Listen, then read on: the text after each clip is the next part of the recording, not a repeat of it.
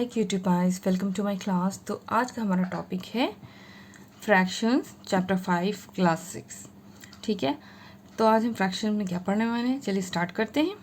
Fraction, a fraction is a number which can be written in the form of a upon b, where a and b are natural numbers. ठीक है, fraction वो number है जो कि in the form of a upon b, मतलब इस तरह से ऊपर और नीचे एक स्लैश के साथ लिखा जाता है, जहाँ पर a और b नेचुरल नंबर्स हैं। ठीक है, 10 फ्रैक्शन का मतलब हुआ equal to numerator upon denominator. मतलब अगर कोई फ्रैक्शन बनता है, वो जो ऊपर पर पार्ट होगा वो न्यूमरेटर कहलाएगा और lower part denominator, like this a upon b। तो a हमारा क्या हो गया, न्यूमरेटर, और b हमारा क्या हो गया, डिनोमिनेटर। और fraction is a part of a whole और a part of a collection. या तो फ्रैक्शन किसी भी कम टुकड़े का, किसी भी चीज़ का एक पार्ट का कट करके फ्रैक्शन होगा, या फिर वो कलेक्शन होगा किसी भी ग्रुप का। ठीक है, चलिए स्टार्ट करते हैं कैसे होगा। देखिए, when a whole is a single object. आप देखिए, जैसे मैंने कहा था ये पार्ट है, होल ऑब्जेक्ट है। ठीक है, अब इसको एज अ फ्रैक्शन हम कैसे लिखेंगे। देखिए, अब हम क्या करेंगे, इसको देखेंगे कितने पार्ट्स इसमें। देखिए, कंप्लीट है, एक सर्किल है, 1 2 3 4। ठीक है, तो सबसे पहले जो टोटल नंबर ऑफ ग्रुप्स होते हैं या फिर होल होता है वो हम उसको लिख लेते हैं कि क्या हो गया, उसको डिनोमिनेटर में लिखेंगे 4। अब इसमें कितने कलर्ड हैं या कितने सेम इक्वल हैं, 1 2 3 4 सेम ही हैं, तो ऊपर भी 4 लिख देंगे। ठीक है, तो ये हमारा होल हो गया, it is not a fraction. अब अगर हम उसका एक पार्ट शेड कर देते हैं, वो ऐसा दिखने लगेगा। ठीक है, तो अब हम क्या करेंगे, काउंट करेंगे कितने पार्ट्स हैं इस ऑब्जेक्ट में, होल ऑब्जेक्ट में, 1 2 3 4। तो हम टोटल नंबर ऑफ थिंग्स लिखते हैं डिनोमिनेटर में। ठीक है, अब कितना पार्ट शेडेड है, ये 1 पार्ट शेडेड और 3 पार्ट नहीं शेडेड, तो 1 पार्ट जो शेडेड है उसको हम लिखेंगे 1। सो ये क्या है, ये हमारा फ्रैक्शन है। ठीक है, the same number is a whole and different number is a fraction. Okay, complete हो गया। अब हमारा क्या होता है कि when a whole is a group of objects। अब ग्रुप्स ऑफ ऑब्जेक्ट्स से मैंगोज हो गए, टॉफीज हो गए, मैंने स्टार्स बना लिए जैसे इजी पड़ता है समझाने के लिए। तो ये है 1 2 3 4, फोर्थ इज 12 स्टार्स हैं। ठीक है, ये 12 स्टार्स हैं, तो मैंने लिख लिया डिनोमिनेटर में 12। अब कितने से मतलब सेम है, सेम एक ही जैसे सब है, तो ऊपर भी लिख लिया 12। तो ये क्या हो गया, ये होल हो गया, ये हमारा फ्रैक्शन नहीं है। अब नेक्स्ट रन में आते हैं, अगर हम कुछ स्टार्स को कलर कर देते हैं तो क्या होगा, कंप्लीट हमारे पास कितने हैं, 12 है, कलर्ड कितने हैं, 1 2 3 4 5, हमने ऊपर 5 लिखते हैं न्यूमरेटर में। तो 12 में से 5 जो है वो कलर हैं, तो ये क्या हो गया हमारा फ्रैक्शन। ठीक है, और ये फ्रैक्शन नहीं हुआ। ठीक है, सेम नंबर्स की वजह से। ओके, देखिए अब हमारा आता है टाइप्स ऑफ फ्रैक्शंस। ठीक है, जैसे फर्स्ट है हमारा proper fractions. The fraction in which the numerator is less than the denominator are called proper fractions, they are always less than 1। क्या है फ्रैक्शन, जिसमें न्यूमरेटर जो होगा वो छोटा होगा डिनोमिनेटर से। कैसे, जैसे ये है ऊपर वाला पार्ट न्यूमरेटर, ठीक है, नीचे वाला पार्ट क्या है, डिनोमिनेटर। तो ये बड़ा रहेगा बिग, और ऊपर वाला क्या होगा, स्मॉल। ठीक है, तो ये छोटा है और नीचे वाला बड़ा होगा, मतलब छोटा और नीचे बड़ा होगा, तो ये क्या होगा, प्रॉपर फ्रैक्शन बन जाएगा जिस तरह के। और जो कि less than, they are always less than 1, लेकिन ज़ीरो नहीं है ये, देखिए 1/2 है, लेस दैन 1 ज़रूर होगा लेकिन ज़ीरो नहीं होगा। तो जो प्रॉपर फ्रैक्शन होते हैं उनका न्यूमरेटर छोटा और डिनोमिनेटर बड़ा होता है। For example 2/3, 4/7, 9/11 and etcetera. Okay, अब क्या होता है इम्प्रॉपर फ्रैक्शन। अब इम्प्रॉपर फ्रैक्शंस क्या होते हैं, the fraction in which the numerator is greater than the denominator, ठीक है, डी है, are called improper fraction, they are always equal to और ग्रेटर दैन 1। तो या तो इक्वल होंगे 1 के या तो ग्रेटर होंगे 1 से। और ये क्या होता है इनमें, इम्प्रॉपर फ्रैक्शन में जो ऊपर वाला पार्ट होता है, जैसे यहाँ पे 11 होगा, यहाँ पे 7 होगा, तो ऊपर वाला पार्ट होता है बिग जो होता है न्यूमरेटर, और नीचे वाला पार्ट होता है स्मॉल। नीचे वाला पार्ट स्मॉल होगा डिनोमिनेटर, और न्यूमरेटर हमेशा बिग होगा। तो क्या होगा, इम्प्रॉपर लगेगा, नहीं बड़ा और छोटा है। तो फॉर एग्जांपल 7/4 9/9 सेम भी हो 8/7, क्योंकि कोई फ्रैक्शन नहीं बनता ना, इम्प्रॉपर हो जाएगा, होल बन जाएगा। और 15/11 एक्सेट्रा। अब आता हमारा मिक्स्ड फ्रैक्शन। देखिए, what is mixed fraction? The fractions which are the combination of a whole number and a proper fraction are called mixed fraction. देखिए, मिक्स्ड फ्रैक्शन क्या होता है? तो एक उसमें तो कॉम्बिनेशन होगा, होल नंबर का कोई एक नंबर होगा, ठीक है, जैसे मान लीजिए, और बाकी एक पार्ट होगा फ्रैक्शन का। फ्रैक्शन क्या होता है? 2/3, 4/5, तो ये 4/5 हो गया जैसे। तो ये क्या हो गया, एक होल नंबर हुआ और एक फ्रैक्शन हो गया, ये हो गया मिक्स्ड फ्रैक्शन।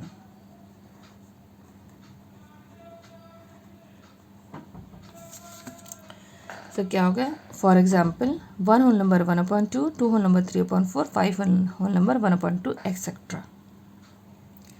अब आता है हमारा representation of proper fraction on number line. अब एक प्रॉपर फ्रैक्शन है, आप जानते हैं प्रॉपर फ्रैक्शन क्या होता है? वो नंबर लाइन पे डोनेट करना है। जैसे represent 1/3 on the number line. देखिए 1/3 को रिप्रेजेंट करना है, तो 1/3 क्या है? ये क्या है? 0 से बड़ा है, ठीक है, बिग है, और 1 से छोटा है, स्मॉल है। देखिए 1/3, क्योंकि जो फ्रैक्शन होते हैं वो क्या होते हैं? 1 से छोटे होते हैं। और भाई कोई फ्रैक्शन ही है ना ये, तो 0 तो नहीं हो। अगर 0 होता तो कंप्लीट 0 बन जाता। तो अब क्या होगा, अब हम कैसे 1/3 क्या होगा? 1/3 लाई करेगा, क्योंकि 0 से बड़ा है। अब नंबर लाइन है हमारी 0 1 2, तो 0 और 1 से छोटा है, तो 0 और 1 के बीच ये आएगा 1/3 कहीं पर। अब वो कैसे आएगा मैं आपको बताती हूँ। तो पहले हमने एक नंबर लाइन ड्रॉ कर ली है। देखिए 0 1 2, क्योंकि क्या है ये 0 से बड़ा 1 से छोटा, तो इनके बीच में आएगा, तो 3 है, तो इसके पहले हम 3 इक्वल पार्ट्स कर लेंगे लाइक दिस, ठीक है। देखिए एक पार्ट ये, 2 और 3 पार्ट हो गए, ठीक है।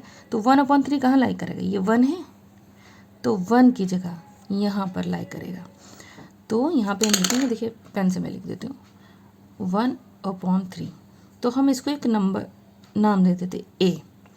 तो यहाँ ए पोजीशन पे यहाँ पे आया 1/3। देखिए इक्वल पार्ट्स है, तो 0 से बड़ा हो गया और 1 से छोटा हो गया, 1/3 यहाँ पे रिप्रेजेंट करेगा। तो अब हम इसको लिखेंगे कैसे? अब हम लिखना होगा 10 ए represent 1/3 on the number line, ठीक है। समझ में आया? बहुत सिंपल सा था। अब सेकंड वन है, अब हमें रिप्रेजेंट करना है representation of mix fraction on number line, ठीक है। Representation of mix fraction on number line. अब देखिए मिक्स फ्रैक्शन, इसको कैसे ठीक करेंगे या सही करेंगे? देखिए एक सिंपल सी चीज़ है, 3 होल नंबर 1/4 है। पहले इसको मैं थोड़ा सा सॉर्ट आउट कर देती हूँ समझाने के लिए, ओके। वैसे तो मुझे पता है कैसे करना, लेकिन डायरेक्ट नहीं बताना है। तो 4 3 3 होल नंबर 1/4 है, ठीक। अब इसको थोड़ा सॉर्ट आउट करते हैं। 4 3 12, 12 + 1 13/4 हो जाएगा। नॉर्मल फ्रैक्शन करें, मतलब ये बल्कि ये नॉर्मल नहीं है, इम्प्रॉपर है, क्योंकि ऊपर डिनोमिनेटर पर। अब 4 से डिवाइड करेंगे तो 4 3 12 हो जाएगा, 1 बचेगा, तो जाने कि 3 है, ये 3 से बड़ा हो गया। नंबर लाइन पे ये जो 1 2 3 आएगा, 1 2 3, तो 3 से बड़ा होगा, और 4 से, जो 4 है 3/4, 3 और 4 के बीच का होगा, और 4 से छोटा होगा, तो यहाँ पे आएगा 4, तो इन दोनों के बीच में आएगा, और ये बढ़ेगा, ये जाहिर सी बात है यहाँ पे अभी है। समथिंग, तो पॉइंट लगाएंगे, 0 बढ़ाएंगे, कुछ भी करके, तो 3 और 4 के बीच में होगा। ठीक है, अब ये समझ लिया। तो पहले तो हम एक नंबर लाइन ड्रॉ कर ली मैंने, जैसे 0 1 2 3 4, तो हमेशा क्या होगा, इन दोनों के बीच में होगा, 3 और 4 के बीच में। तो अब हम क्या करेंगे, इनके हम 4 इक्वल पार्ट्स कर लेंगे। देखिए 1 2 3 एंड 4। अब क्या है, 3 तो 4 यहाँ है, अब बचता क्या है यहाँ पे, ये 1 है। तो पहला पार्ट, ये पार्ट, इस पार्ट को हम नाम देते हैं बी। तो बी की जगह पे हो गए, मैं पेन से लिख देती हूँ ताकि आपको अच्छे से समझ में आ जाए। इसको हम नाम देते हैं बी, कोई भी C D E F Y X सब दे सकते हैं। तो ये हमारा रिप्रेजेंट करेगा 3 होल नंबर 1/4, दे 3 4, ये है 1, ये पहला पार्ट है। ठीक है, तो 1 हो गया। तो ये इस तरह से सॉल्व करेंगे ताकि आपको पता रहे किसके बीच में कैसे लाई करेगा। ठीक है, तो अब हम यहाँ पे लिखेंगे आंसर में 10, यहाँ पर लिख 10 B represent 3 whole number 1/4 on the number line। देखिए ये जैसे सॉल्व करा है, इसको भी वैसे ही सॉल्व करा। अगर आप इसको, क्योंकि छोटा है और फ्रैक्शन के बारे में आपने डेफिनेशन सही से पढ़ी है, तो उसका मतलब वही हुआ। देखिए 0 से बड़ा 1 से छोटा कैसे हमें लगा, 1/3 था। अब इसको डिवाइड करके देख लीजिए, अब ये नहीं जाएगा तो पॉइंट लगा के 0 बढ़ाएंगे। ठीक है, पॉइंट के बाद 3 3 जा 9, तो 1 आ जाएगा। तो 0.3 जाने कि 0 से तो 0.3 बड़ा ही है ना, लेकिन 0.3 1 से छोटा हो गया, तो 0.3 0 1 के बीच में आ गया। ठीक है, इसी तरह से करा। आप देखिए अभी तक आपने ये समझ लिया, आई होप आपको नंबर लाइन समझ में आ होगी। अब आता है हमारा equivalent fraction. What is equivalent fraction? देखिए 2 or more fractions having the same value which represent the same part of a whole are called equivalent fractions। देखिए 2 और उससे ज़्यादा चीज़ें हैं सेम वैल्यू की और रिप्रेजेंट करती हैं इक्वल पार्ट्स ऑफ फ्रैक्शंस के, और वो इसीलिए वो कहलाती हैं इक्विवेलेंट फ्रैक्शन। कैसे? अब हम इसको जैसे देखिए, एक सर्कल है जो कि सेम साइज़ में है, ये एक होल सर्कल है। ठीक है, अब क्या है, हमने उसको क्या करा, डिवाइड कर दिया पहले हाफ पार्ट में। तो इसको हम कैसे लिखेंगे आप बताएं, इज इक्वल टू कितने पार्ट से, 1 और 2, तो हमने 2 नीचे लिख दिया, और कितने पार्ट शेडेड 1, तो हमने 1 ऊपर लिख दिया। तो यही तो फ्रैक्शन बनता है। नेक्स्ट 1 है, इसमें हमने क्या करा, 4 पार्ट्स कर दिए, 1 2 3 4, तो नीचे क्या हो गया 4, और कितने पार्ट शेडेड है, 1 और 2। ठीक है, इतना समझ में आया। अब नेक्स्ट है, इसमें हमारे पास कितने पार्ट्स है, 1 2 3 4 5 6, तो डिनोमिनेटर में 6 आ गया भाई टोटल नंबर। और कितने शेडेड है, 1 2 3 शेडेड है। अब यहाँ पे हम करेंगे डिनोमिनेटर में काउंटिंग करें, 1 2 3 4 5 6 7 8, यहाँ 8 आ गया। और कितने पार्ट शेडेड है, 1 2 3 4। ठीक है, अगर आप विजिबली चेक करें, देखिए हाफ ही पार्ट शेडेड है, चाहे हमने कितने पीसेस कर दिए। जैसे कि हमने 100 ग्राम कोई चीज़ लाए 5 बार।